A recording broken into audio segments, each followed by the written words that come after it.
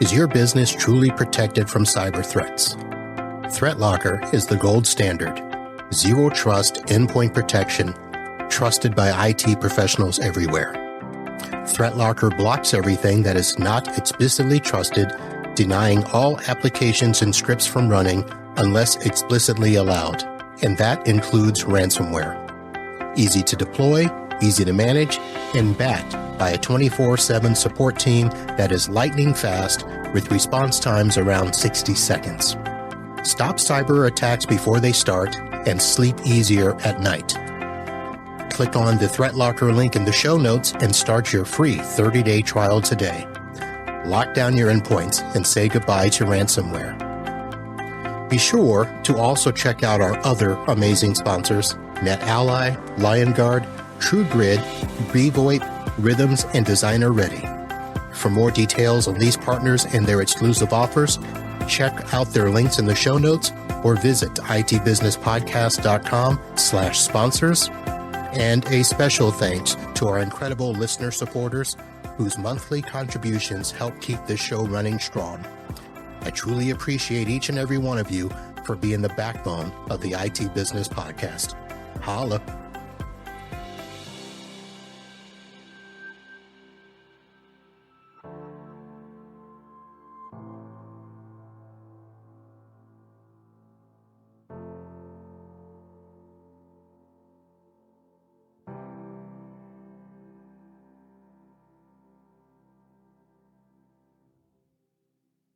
Hey there, friends. Uncle Marv here. Before we jump in, I want you to know that today's episode is a special replay from the archives, back when the show was still rocking its original name, Podnutz Pro. We recorded this one back in January of 2019 with my good friend and former host, Mr. Matt Rainey. Whether you're a longtime listener or new to the party, you're in for authentic stories, classic laughs, and a slice of podcast history.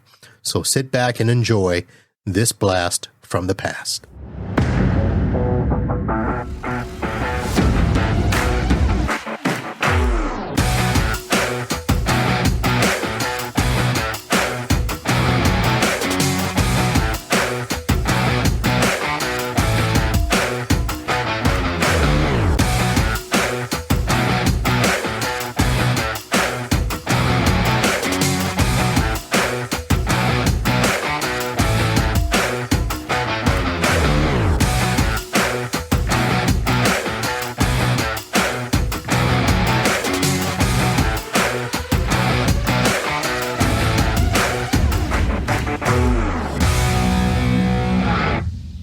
Hello, everyone, and welcome back to Podnutz Pro. I am your host, Marvin B.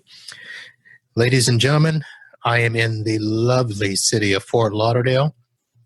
It is a Wednesday night, and I know that the rest of the world is having Armageddon. The Ice Age is happening. I got a text this morning from John Dubinsky trying to scare me with a picture of his dashboard showing minus 18 degrees. Listen, I love you, John, but you choose to live there. That's on you. But I'm here in Florida. It's been cold each morning. I've got my T-shirt underneath my regular shirt and a sweatshirt to start the day. But by midday, I have shedded my clothes and I am living life. So currently, it is 65 degrees. With the real feel of 61 degrees. I have my jacket to put on as I head outside because it'll be a brisk walk home. But that was my story for today. But let me move on to what I told you was going to be a very special show. And when I say special, I mean special, folks. I'm not going to lie to you. We're going to have an update on 40 days and 40 nights. We are going to have a recap of the big flood of 2018. And if you've listened to this show long enough, you know that I am talking about the once previous host of this show, the incomparable Mr. Matt Rainey is in the house. Matt, how are you, sir? I'm doing well. Thank you. It is People have been waiting to hear your voice. They were emailing me, texting, is Matt okay? Is Matt, what's happened? What's wrong? I doubt that. They probably nobody cares that I'm on the show, probably. They say, man, Marvin's doing so good. We're so glad he took over. I'm glad too. You're glad. I don't think they are. Oh, no, they are. Trust me. We're doing good. All right, my friend. So before you give the update, I want to make sure that I do the announcements. And just like I did on the last show, I want to talk about TechCon Unplugged. That is happening September 20th through the 22nd in Grand Rapids, Michigan. Folks, for $199, you can gather with other techs, other business owners, and simply talk tech, learn tech. We're going to have some great partners, some great vendors. It's going to be a nice little intimate scene there with 100 of your closest friends. And it's going to be a great little time. All the details will be at techconunplugged.com. I will have a link in the show note. We'll be talking about it in the months to come. I believe, Mr. Matt Rainey, you are going to be attending?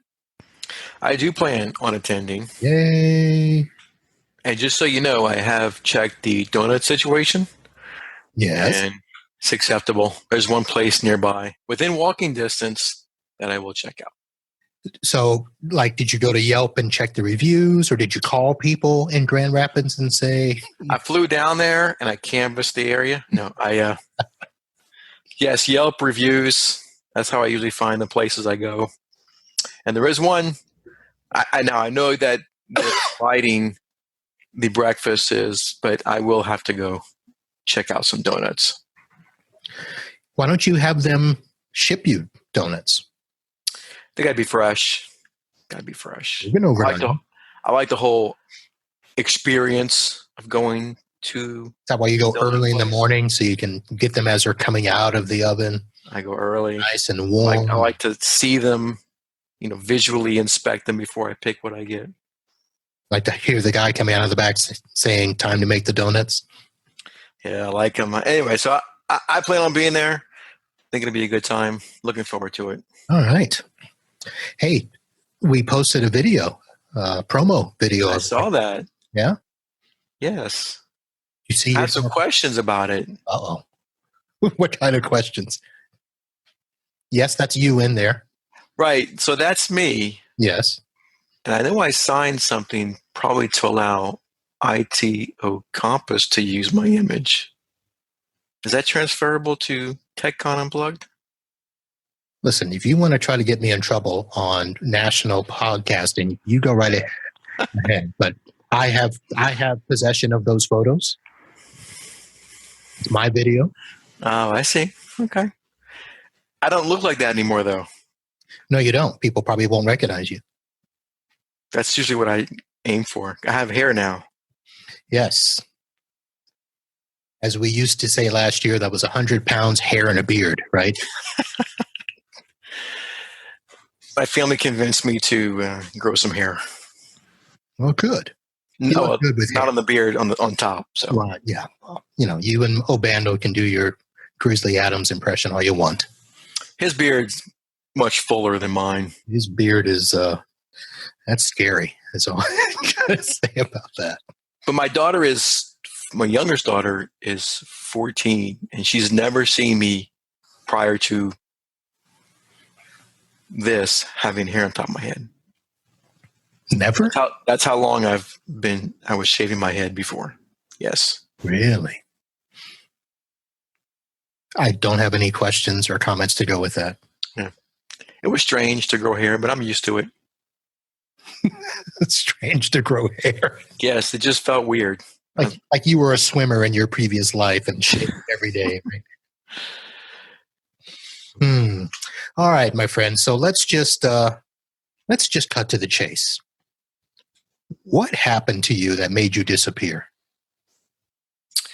Well, there's just life in general. So yeah, whatever. We don't care about that. Yeah. Well, the last thing was the school year is always hard. My daughter does a lot of stuff. We spend a lot of time carting her around. My schedule is crazy, but You're like a Mr. Mom at that household, aren't you? Well, we actually have to split it so much. We have to split it up. Just dance alone for my younger daughter. It's a half an hour one way. Now, So whoever brings her, yeah. you bring her, you come home, it's an hour. Then the other one of us picks her up and comes home, it's an hour. It's 2 hours a day just carting around to dance alone. You live outside of town or something? What? Why is it? No, it's a half an hour away. Okay, half an hour. Okay. And then a half an hour back. It's still far. It is far. It's across. It's in the main city. I live in the suburb outside the big city, and it takes a half an hour, at least a half an hour one way. All right. So now, when you say dance, is this ballet? Is this like R&B dancing? Is She does all kinds of dance. She dances every day. Every day. She has dance every day. Is this one of those school dance? Like not the cheerleaders, but the dance crew. The dance. She's on she made the competition team, so we travel for dance tournaments. She dances every day, Monday, all the weekdays, sometimes on the weekends. There's dance tournaments. It's a lot of dancing. She doesn't get it from me. Okay. You said it, not me. All right. So dance and. So, but what happened in October? The big event. Tell us. Was the flood. The flood of all floods. So a year before this, my office flooded.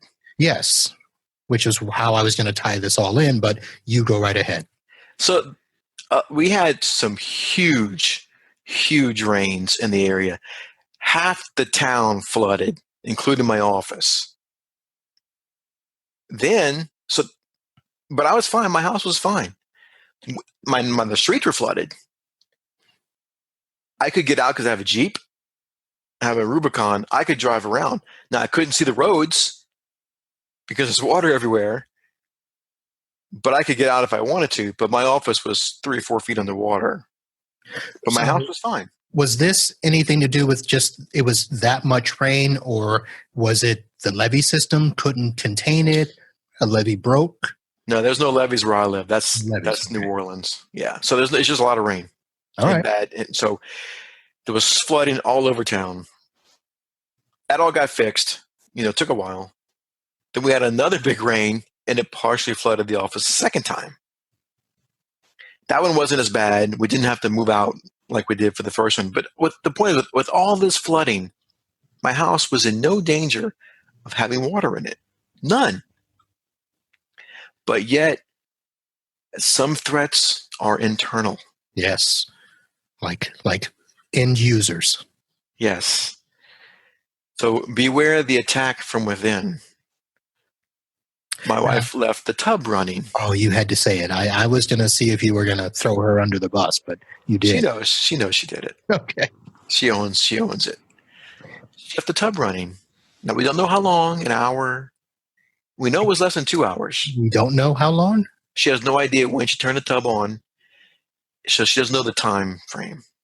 Okay. So when I told this story to the wife, she was like, how do you not know? Did you leave the house? She left the area. She left that part of the house. It's a big house, right? It's a rainy size house. It's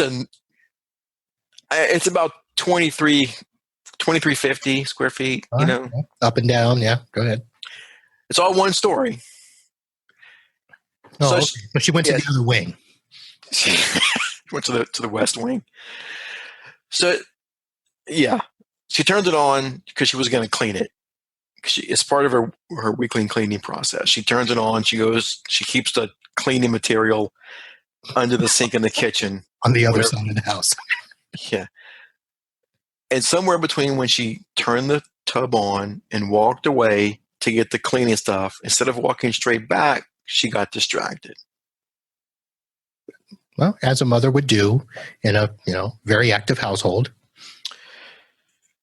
Okay, good defense there. So I'm trying to help, man. Yeah, there's no helping.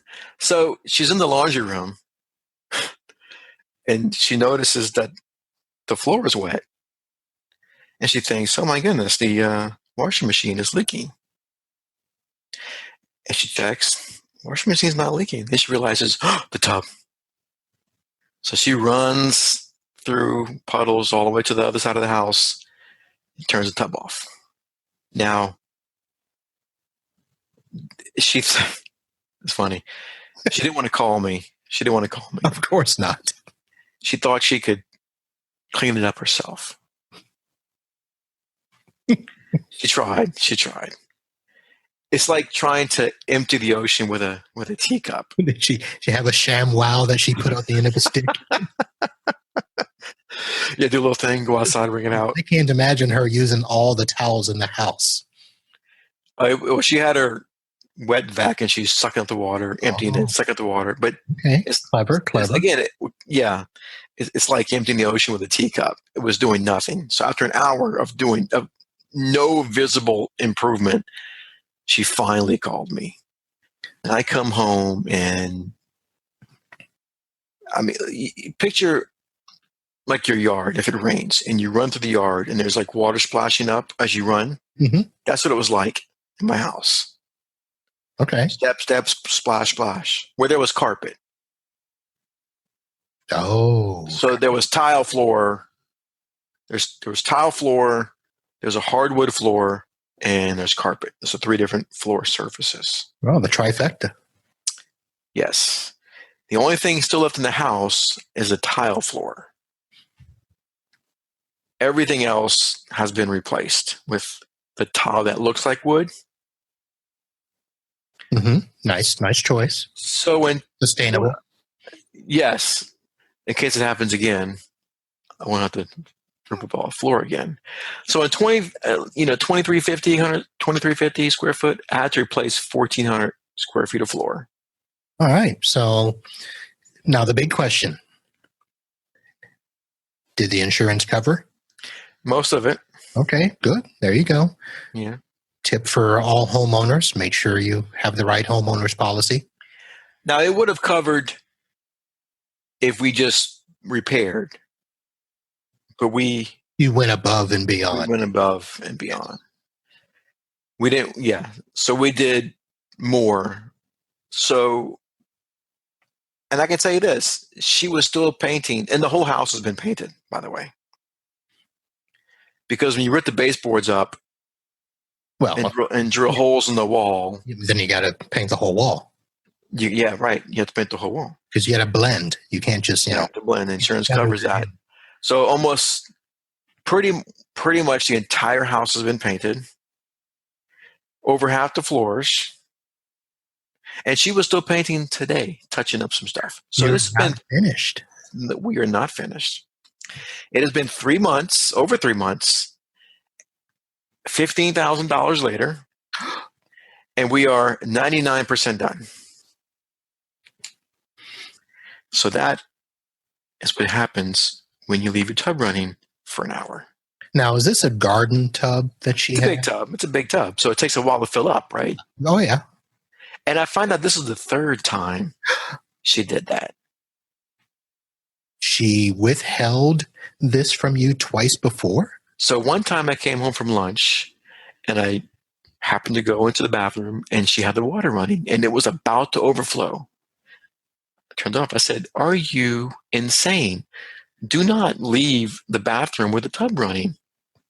After that, it did overflow, but she said she caught it right when it started overflowing. I don't know if that's true or not. I don't know what her definition of it just overflowed a little bit is. But I didn't know about it. So I knew about the one I caught. She didn't tell me about the one that it actually did overflow. And of course, she tried not to tell me about this one, but of course, it's impossible. I'm surprised she didn't call over all her friends and she called her parents. Stop by and grab every wet vac you can at Home Depot.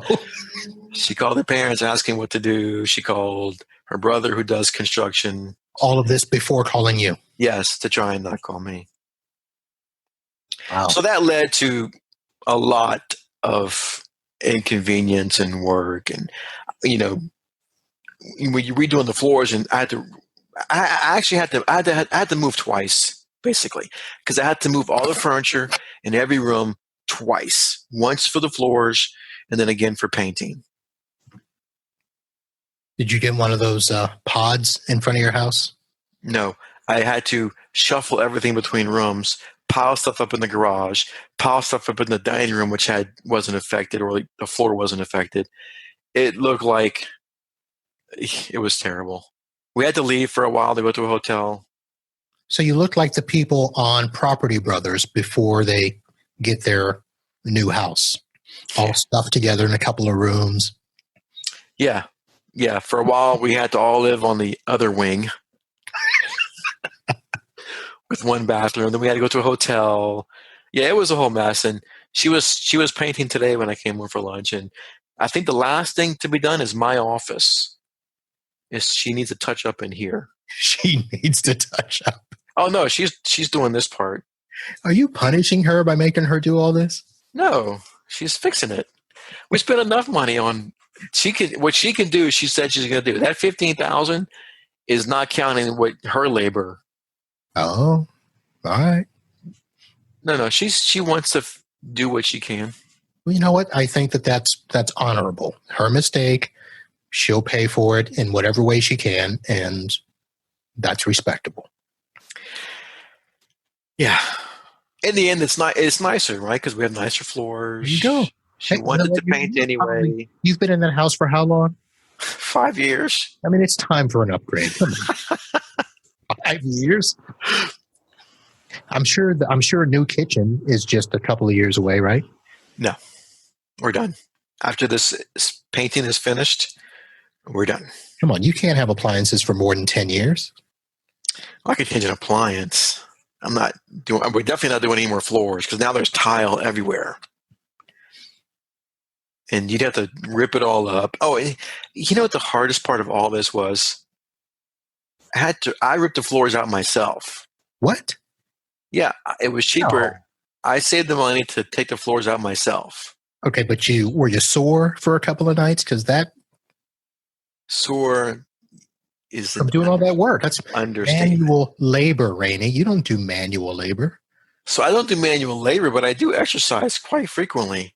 Yeah, but it is different. The worst part is the glue that they use to glue down the pad underneath the carpet. Absolutely. I will never be doing anything like that. I was so sore. See, now, my wife tried to help, but she could not do the glue. I had to scrape that glue up. That was the worst part of all of this. Yeah, listen, when I would watch, what was the name of it? Renovation Realities. When we got our house and we thought, oh, we'll do all these projects. And we watched that show. And after the second show, I was like, no, I ain't doing a damn thing. Yeah, I don't paint and I'm not a handyman. I can do a few things, but I figure, well, I can pull up the carpet and I didn't realize that the glue would be like that. And I already committed to doing it. So I did it. But it was tough. It was tough. So that counted as my workout for those days because a couple hours of scraping up glue per room. Yeah, I've seen that. That's rough. I mean, I don't even mow the lawn anymore. The wife does that. Yeah, my wife does that too. I have to weed eat. Does she weed eat as well? No, I do the weed eater. Yeah, that's what I do too. And then I've got the pole saw to get down those dastardly palm fronds that go awry. Yeah, there's no trees anywhere near my property. Oh, we got lots of trees. I can see one from my backyard. We actually put in more trees in our backyard. This is how bad it was. So we had one tree die. And we had to put in like 10 little trees to make up for it. I don't want any trees on my property. We have and of course you have to do it pretty. So we have the entire back line of our yard now has colored rock along the bottom. It's got multiple sets of the palm trees that, go out and sideways. And there's two different types of trees. We got, one set and then another set and then a little set and then a big set. And then we've got little flowery things, because you have to have filler. Right. Well, I don't, but I put that down. We have no trees and one little garden in front. I couldn't get away with that. I did. In fact, in my last house, I paid to get trees cut down. We had to pay for our dead tree to go down. $1,600. Yeah, it's not cheap. And then like $5,000 to put up more. Not doing it. She's been bugging me since we've been in this house 5 years to do some kind of garden in the backyard. And I said, go ahead, do it. Because I know she won't. Wow. All right. We need to get off this topic because we are now in dangerous territory. My wife will listen to this show at some point. So, honey, love the backyard. Nice pool. Yeah, I could go for a pool, but I can't because there's a right away in my backyard. I can't put a pool. Oh, we got a pool, baby. And it almost overflowed because of the rain last week. But anyway, I died. All right, my friend. So let's move on to talking tech. And since you've not been on the show a while, I'm sure you've got at least one doozy of a story that you'd like to share, or maybe a big masterful tip you'd like to share, or both. Your choice. I'll do both. I over the past few months, I've thought, well, I need to write this down because that's a good story for the show. And you know what? You forgot. I forgot all those. Yeah. So what I have is... That's why you got to come on more often so you won't forget. Or I should write them down when I... Or email me, and that way I'll have a list to remind you. That's good. So the one I have is current from this week. Okay. Or last weekend this week. So it's a client that likes to do them themselves. Oh, yeah. And when they need us, they're very budget conscious. They won't do if we do work for them, they say we have to have a PO to put in the ticket for the invoice. And I said, well, okay, when you call for service, remember to give me a PO. And they never remember to give me a PO. And always is a hassle to get the PO. So that we use ConnectWise. So there's a note that pops up when you open the ticket saying, do not do any work until a PO has been supplied per that company. Okay. And it's funny because sometimes they call and they say QuickBooks says, I can't get in the QuickBooks. And that's okay, give me a PO. And they say, well, we can't get in the QuickBooks. I said, yeah, but you told me not to do any work without a PO, so give me a PO. Well, I can't give you a PO. Well, it looks like we're at a standstill because you told me not to do any work without a PO. So, and this is a true case. She says, well, I'll get you a PO as soon as you get me in QuickBooks. I said, okay. I get her in QuickBooks, say I was on a computer, connected remotely. I said, now give me a PO. Well, I can't right now. I said, I'm not getting disconnected from your computer until you give me a PO. And she would not give me a PO. Anyway, another story. Anyway, it's a rat. She finally after a week she did. Because if we submit a ticket, an invoice without a PO, they say they don't want to pay it because there's no PO. But yet they don't want to give you one. So and they want the work. All right. So I've had this in the past, but I actually generated the PO, sent it to them to sign. So that way they can't say, we didn't. I'll make the PO. Just give me a number. No, they provide it. All right. Anyway, so they called and they said, we need to make a folder secure. We only want these people to access this folder. Now, this folder is in a subfolder of the data share or whatever. How much time would that take? And I said, well, if it's just, I said, we talked about it. I said, well, so what we'll do is we'll take that folder out. We'll make it its own drive letter. I'll create a group. I'll add those users to that group. I'll give that folder, that group rights to that folder. And in a group policy, I'll do a new drive mapping if you're in that group to map that drive. I said half an hour. So she sends me a PO for a half an hour to do it. I said, okay, now give me the list of the users that you want to access that folder, that drive. So she sends me the list. In the list, I think there was like 10 people. 2 of them had accounts on the server, domain user accounts. I replied, I said, the other 8 didn't log into the network? They didn't have accounts. So I had to email her back. I said, these people don't have accounts. I said, these 2 do, but these 8 don't have user accounts. So then it led to, well, send me what accounts are created. So then I said, okay, so let's back up here. If I'm going to be documenting what user account you have and creating new user accounts, now the PO is going to be up to an hour. So confirm that this is not going to be at least an hour before I do anything. She replies, okay, good. It'll be an hour. Estimate hour. So I send her everything. I send a list of current users. She replies back, okay, like most of them aren't there anymore. So disable all those, create all these, and give these people the rights to that new drive letter. So I do all that.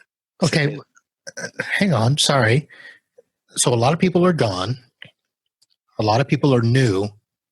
How are the new people getting in? Yeah, we're going to get to that. Oh, okay. Okay. And she says, how are these people that we have now accessing the data? I said, well, 1, either they're not, or 2, they're using an old account, not their own account. So when I disable those accounts, anybody using those accounts is not going to be able to get in unless they use this new account, for them. Okay, great, she said. So I do it all, disable the users, explain to her why they should let us know when users are gone, security, blah, blah, blah. Create the new accounts. Emailer's done. I tested. It's done. I log off, log back on. The drive letter's there. The security's there. I copy the files over into it. So it's all done. She calls back. None of the new people can access the new drive. I said they're logging in with the new accounts that we created. She says they can't. They can't log in with those accounts. I said, not with that attitude. I said, what do you mean they can't? I said, they just need to put the username in, the domain / username with the password and log in. She goes, no, there's no choice. There's a switch user. I'm like, oh. So, yeah, switch user. But no, they said when they switch user, they're just this name and other name. Okay, so Windows 10 on the bottom, they can't select other name because it's not mine. It's not the name you gave us, right? So yeah, they have, let's say Bob and Mary is the only ones they can switch to. Right. So I know right away it's not joined to the domain. So I said, let's do a remote session on that computer. I connect to the computer, and the girl's there and the user's there. I said, first of all, have you been accessing the data share? And he says, no, I've never had access to it. Okay, so that explains that. So I told her, the point of contact. I said, this person has never been accessing the data. And of course, this is news to her. She thought that they all had access. This is how they communicate. So of course, it's Windows 10 Home on this computer. Of course. Wow. So now I have to tell her. And are these new computers that they bought on their own? Bought them. Yeah, they bought them on their own because they like to do things on their own.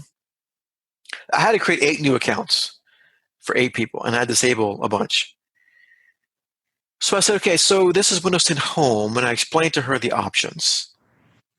I said, we could just map the drive using alternate credentials. I can even write a script, put it locally that's going to log in and map the drive with his credentials. But I don't recommend that because the password is going to be in clear text on the computer somewhere. Plus, if he gives it to somebody else, they're going to have access as him, and that person may not need access to that drive. I said, if we teach him how to map a drive letter, he's going to forget. He's not going to be able to do it.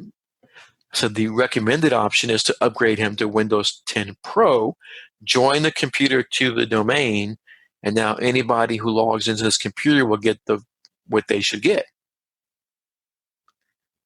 And she was great. How long will that take? I said, okay, so the license alone is going to cost $100 if you use your company credit card. Because they're slow pay. I don't want to put 8 Windows 10 Pro upgrades on my credit card. That's $800 plus the labor. So I said, okay, so it's $100 for the upgrade, and I'm going to estimate 1 to 2 hours per computer for labor. So it's 8 computers. That's estimating 8 to 16 hours of labor plus $800 for the licenses. And don't forget the PO says 1 hour labor. Well, modified 1 hour. 0.5. So then I had to say, I need you to send me a new PO. Oh, just use the same number. I said, I need you to acknowledge on the ticket that how many hours it's estimated and that you approve it. And she didn't want to. Finally, she did. I said, I'm not going to do anything until you have it in writing that you're approving this time. So finally, she did. So then I'm looking around, and I ask her, wait a minute. Why do you care if this one folder is protected? I said, I'm looking around your server. No data is protected. Your account, your QuickBooks, your user folders, none of everyone has full access to every file on the server. Why are you concerned with this folder?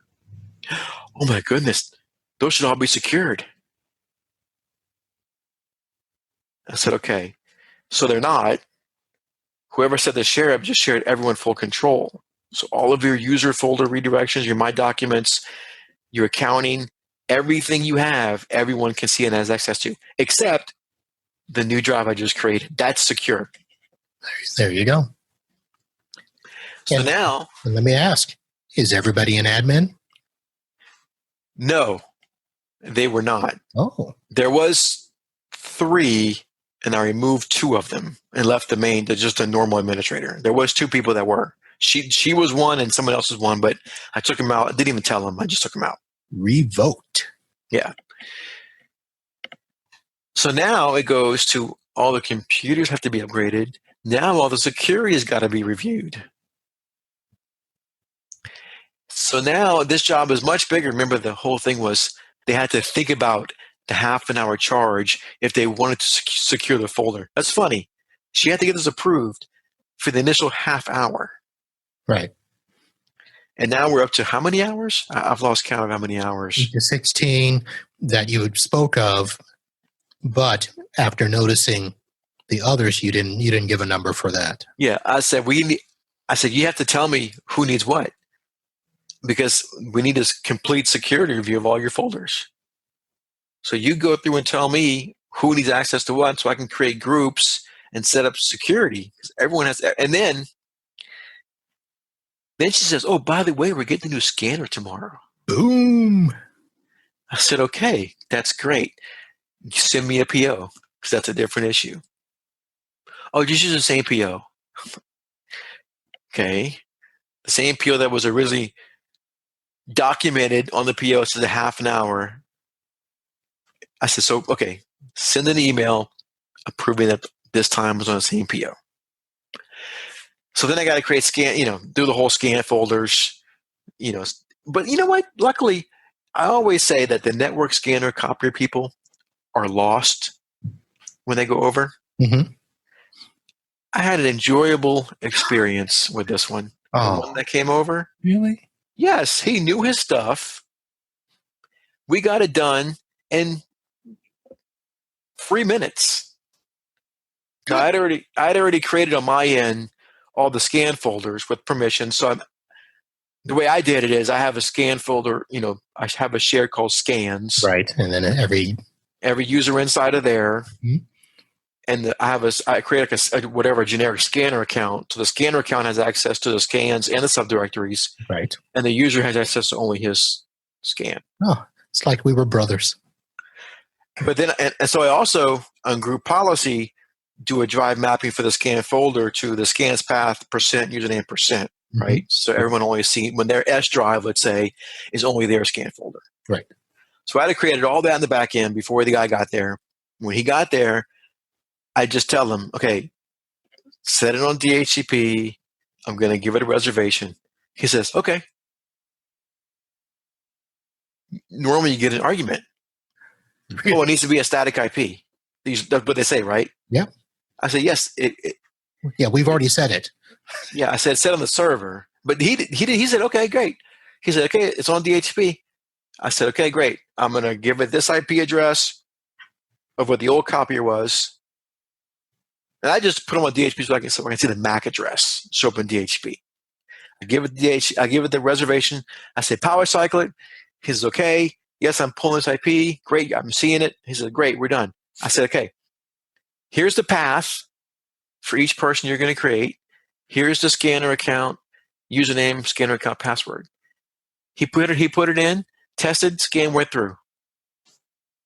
I've never had experience with a network scanner guy that had no questions and did it right the first time before this one. That guy must be a rock star at his company. He was good. He was what you would expect if somebody is selling network scanners and copiers. Well, yeah. Nice. We got to mark. You should have marked that date in infamy. Because it won't happen again. Put a gold star on the calendar. Put down that company name that if anybody ever says, hey, do you know any good scanner copier companies? Now, he also said, this is the smoothest one I've ever had. Oh. He said, normally the techs don't know what they're doing. I said, look, normally the printer guy doesn't know what he's doing in my case. He's like, well, this worked out good. I said, I agree. Nice. You guys had more time talking about that than actually doing the setup. And I'll tell you this, there was an error on my part. Say it isn't so. When I gave him the password, I left out one character. And he went and tried it. And he said, it's not working. And I thought, here we go. But I said, let me check my stuff. I'm going to always check my stuff first before I. So I check. I said, oh, wait, I said, put an extra C. Put another C right here. Okay. He tested and it worked.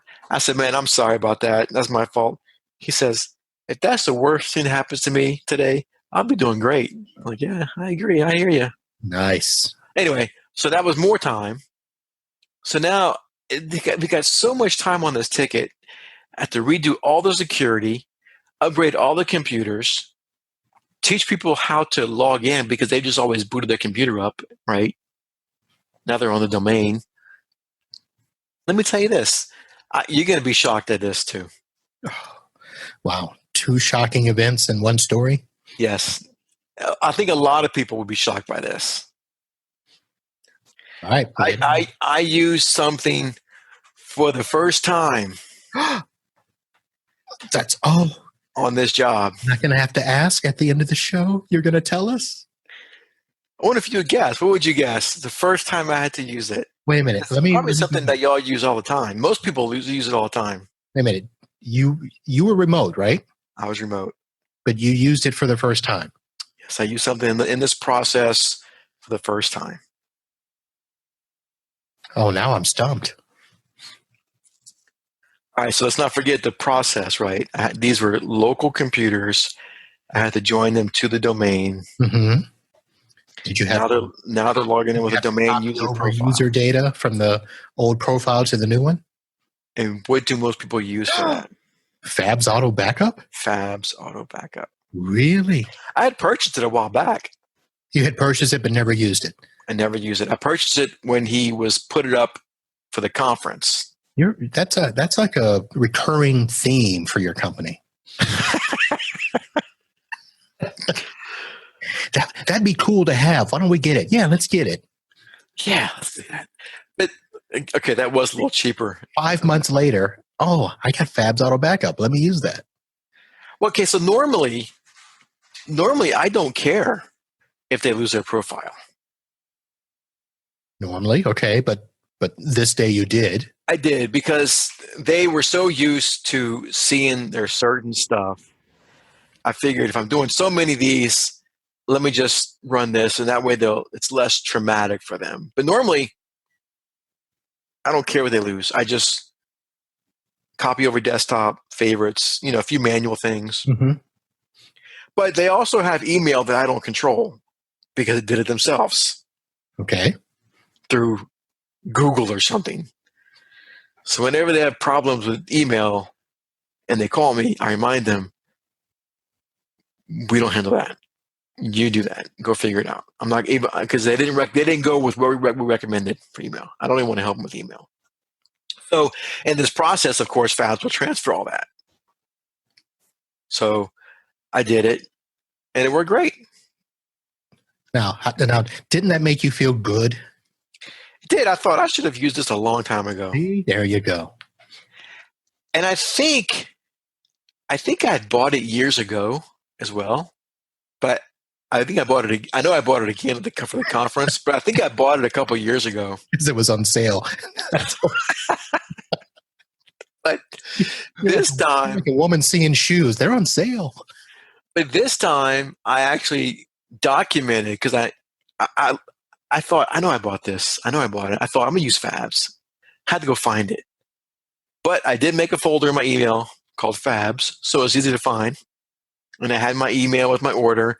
I said, yes, I'm gonna go use this. So it took me a minute to figure out how to log in and download it. Because really, I think it could be a little easier. But once you have it, you have it. I mean, but not with the update, right? If you want the updated version. No, the update. Forget you have it. But when you use it, there's an update option right on the front screen. It tells you when there's an update. You just hit download and go. So just a tip. I've only used it a handful of times, so I missed that. Just a tip for you in the future when you open up Fabs, it'll say version blah, blah, blah available. Download now. Okay. Well, that's good to know. Always up to date. Fabs is on top of stuff, man. He's got his act together on that program. That is a fantastic program. I can't believe how often I use it. I tried to use it the other night on a crashed computer, but it was too far gone. But give it the old Fabs try. Well, I need to remember it when I feel sympathetic for someone and want to save their profile. You need to have that in your support folder or tool bag folder or whatever folder you've got on your desktop. It is now. Because it's a quick pushover for when you're doing remote support. You have it on your local station. Just push it over with your take control and SolarWinds. Only takes a couple of minutes. Yep, that's what I did. I have a transfer folder on the root of my drive that I can easily get to the transfer files. So I stuck it in my transfer folder. So it is good. I do like it, and it worked well, and it saved me some time. Didn't save the client any time, but it saved me some time. It's all about you. It's all about me. It's all about you, man. So that ticket ended up being a whole big mess from the original. Can you add security to a folder? Now, is this something that it was a call in the morning and you had to spend all day doing it, or was it a 2-day event? Oh, this was over a week. Over a week, because they don't respond very well to emails. And actually, I'm going to close a ticket, but there's probably a few more computers to upgrade. Now, did you do the upgrade remotely? Yes. All right. Well, I'm not going on there. That's far away. So I mean, they're an hour away. And no issues with the upgrade on the reboot? No, we're good. Nice. Speaking of, different story. Okay, moving on. Okay, I need to find this. I'm gonna find this right now. All right, ladies and gentlemen, while he's looking for that, we will put a link in the show note today for our friend Fabs Auto Backup. It is an absolutely fantastic product. If you have not used this to transfer not just user profiles, but anytime somebody needs a new computer, Anytime you've got somebody that's transferring workstations, if you've got a terminal server that you need to transfer multiple files over, multiple profiles, Fab's Auto Backup Pro is a fantastic program, and it will take every piece of user profile setting, your desktop, your documents, your pictures, videos, your email profiles. Folks, it'll automatically take over the signature files. It'll take over the nickname file. You've got, like Matt said, the Google, Firefox, all your shortcuts in your Internet Explorer. It'll bring over some QuickBooks settings. There is so many things that Fabs has done with this. It is going to be a fantastic product. And if Fabs was a sponsor of this show, I'm sure he would be very happy of the promo I just gave him. So, have you found your story yet, Matt? Okay, so I'm trying to find the command. Let me see if you've had to come across this before. I had some computers that I had to, and it wasn't these computers, it was different computers that I had to upgrade to Windows 10 Pro. And well, let me just say that I probably won't be able to say that I've used it because I have not yet updated a Windows 7 or Windows 8 computer to Windows 10. We always get them new computers. So, okay. You might be able to use it somewhere else. Okay. So what was it? Was it Lenovo? Anyway, I don't know what it was. It was Lenovo. And actually, it was Lenovo that was supposed to come with Windows 7 or Windows 10 licenses. And it came with Windows 7 installed. So I built the Lenovo 10 Restore Media for Windows 10, loaded it, and when it came up, it wouldn't activate. And I have no key. So I was stuck. It couldn't activate. I have no key to put in to change a key, but it's supposed to have a Windows 10 license. So what do you do? I know that people have talked about a batch file that you can run that will do the auto upgrade migrate with the product key in it. But this is a clean install using the recovery media. Oh, a clean install. Yeah, because I had Windows 7, so I did the Lenovo Windows 10 recovery media. So when I reinstalled it with that, it was like a clean install of Windows 10 and booted up the whole out-of-box experience and wouldn't activate. Shouldn't you be able to put in the Windows 7 key and then it uses that as the? I didn't get it. I didn't document that before I wiped it. Oh, because it was supposed to come with Windows 7 or Windows 10. So I thought it would just activate with a digital license, and it didn't.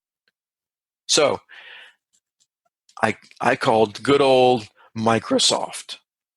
Oh. I Googled Microsoft help and called the first number I found. No, and they sent you a link saying, let me Google that for you? So there's a command, and this is a clean install. And let me tell you this. When I clean install something, this is personal preference, I actually wipe it. I actually wipe the drive. Mm-hmm. Yeah. And then I install. So you left out a step. So I would have logged in with my D7 and gotten a report on the computer with all the system information, including the product key. Yeah. I usually do too. But I'm thinking clean install. I have the recovery media that's supposed to come with this computer, just like Dell, right? If you have a Dell Windows 10 media. Oh, wait a minute. Oh, you were doing this from the shipped media. Well, I had to make it. Well, I went on the Lenovo site and downloaded it. Yeah. You go to the Lenovo site and I was like recovery. Oh, here. Well, yeah, it should have done it automatically. It should have. Just like when you use a Dell Windows. Sorry, I thought you had done something. It wasn't like an OEM Windows 10. It was the Lenovo Windows 10. All right. On a Lenovo station in the factory disk. Yeah. Because like when you load Dell, it just activates. You don't need to have a code. So I thought Lenovo would be the same thing. All right. What was I wrong? Speed now. So, all right. So I was wrong. So there is a command, and this is after a wipe and a clean install. Microsoft, very helpful fellow from India who connected my computer. No. Yeah. I'm calling from the Microsoft Windows Support Department. He was a Microsoft certified technician. There's a command, the WMIC command, and I have to. Okay, yeah, well, there's a few of those, but go ahead. Okay, so this one you run, and you got to key it in exactly because it is case sensitive. So I actually copied it and pasted it, and you run this command, and I just put it in the chat so you can put it in our show note. Okay. And it'll give you the product key. You just take that. Now, why Windows can't do this on its own, I don't know. You run that command from an elevated command prompt. It gives you the key. You go to activation, put in change key, put in that key, and it activates. So why would it not do it on its own if it's there? Okay, you're asking the wrong jury, Bubba.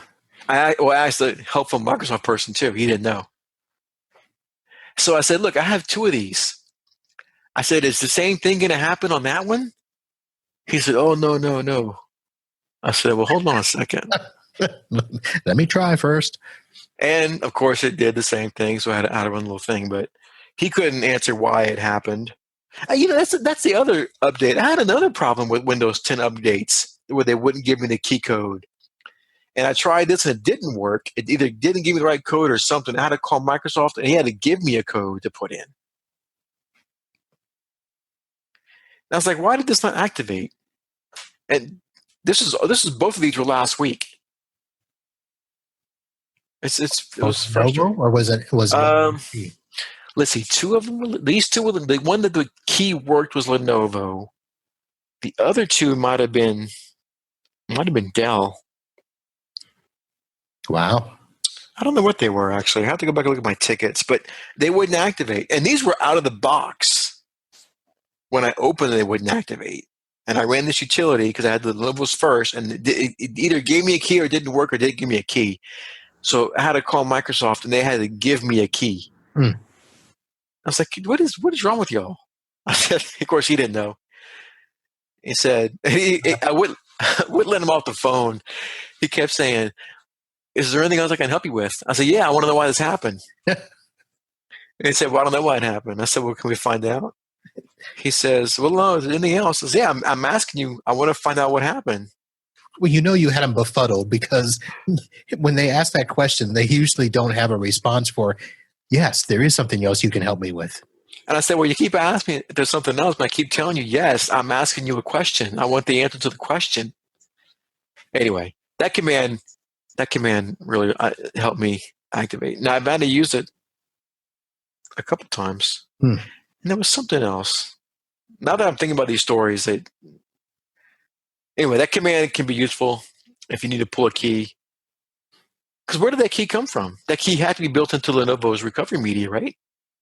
No, I think they're built into the BIOS, and the media is supposed to read it from the BIOS. Oh, it's WMIC, yeah. Yeah. But you would think, yes, why wouldn't Microsoft just put that in there with an if-then statement? Yeah, if I need to activate, pull a key and activate. Right. But it wouldn't. So, oh man. All right. So I'm going to give you a little bit of time to think. We'll take a little bit of a break. I'll get you to come back on another show, and we'll refresh and do some stories. So we're coming up here in an hour. Matt, it was good to have you back. I think the listeners will be enjoyably, fantastically tickled to hear Matt Rainey. One, that you're doing well. And two, that you'll be coming to the TechCon Unplugged conference in September. And I'm sure that people, listen, folks, you may want to start saving your money so that you can go on these morning donut runs with Matt Rainey. Matt, these aren't these little, Krispy Kreme or Dunkin' donuts. These are going to be supreme, top shelf donuts. Okay, hold on a second here. Uh-oh. Did I oversell? I don't know. They look good, but there's two donut places I saw in Grand Rapids. One I can walk to, and one I can't. So I'm only going to be going to one of them unless Mr. Dubinsky wants to give me a ride to the other one. All right. Well, And they're not $3 donuts either. they're not three. Okay. All right. No, this is Grand Rapids, not Chicago. Okay. All right. I will ask Dubinsky at the next committee meeting if he hasn't listened to the show about these donut shops. So, all right, folks. Well, there you have it. Another episode of Podnutz Pro. I want to thank Mr. Matt Rainey for coming on board. I want to also thank you all for supporting the show. You have done a fantastic job of going to the Amazon link that I've been putting in the show notes. If you ever have to buy anything off of Amazon, you go to this link first, make your regular purchase, and the price that you pay is the same that you've always paid, but a little bit comes back to help Podnutz Pro and helps me send out search parties for guests like Matt Rainey and take care of that. If you do have suggestions for the show, if you have any questions or any tips, if you want to participate in any of the upcoming Amazon gift card promotions, send me an email to marvin@podnutz.com. You can follow us on the Twitter at @PodnutzPro. I've actually started to put stuff on the LinkedIn site as well. That's where we posted the videos that we used to promo for the TechCon Unconvention. We will start putting more stuff on there, not just for the convention, but for other stuff as well. I had to put on a topic about Apple FaceTime listening, so yet another one of our tech companies being Big Brother. And it's a joy. All right, Matt, any final words before we end off the show here? No. Good to be back. Good to have you back. Yeah. And I know why I don't come on so often, though, because we usually talk for a long time. I got to shut you up sometimes. But, hey, that's why we're going to have more shows in 2019. People love to hear your stories, and we will do a lot of them this year. All right. So, ladies and gentlemen, once again, thank you all for listening, downloading, and subscribing to the show. Tell your friends Matt Rainey's back. And until next time, holla.